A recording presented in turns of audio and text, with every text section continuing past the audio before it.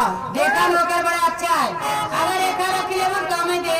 सही कही भी हो जानो लगा कीजिए नहीं दे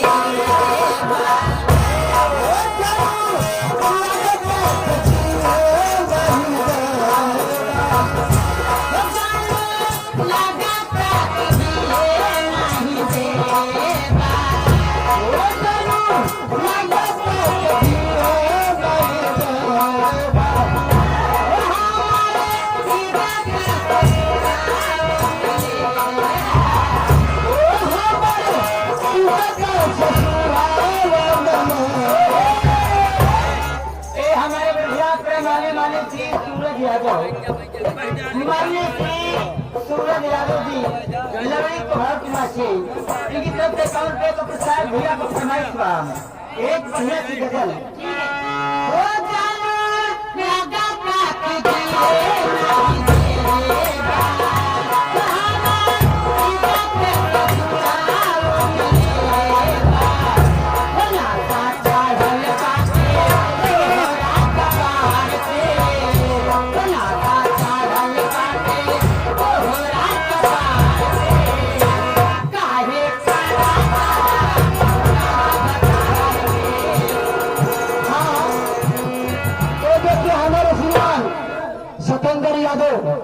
सतेंद्र यादव टीचर मास्टर क्या बात है। उन सात से पतंगे प्राप्त होती है 21 पुरस्कार दे रहे हैं।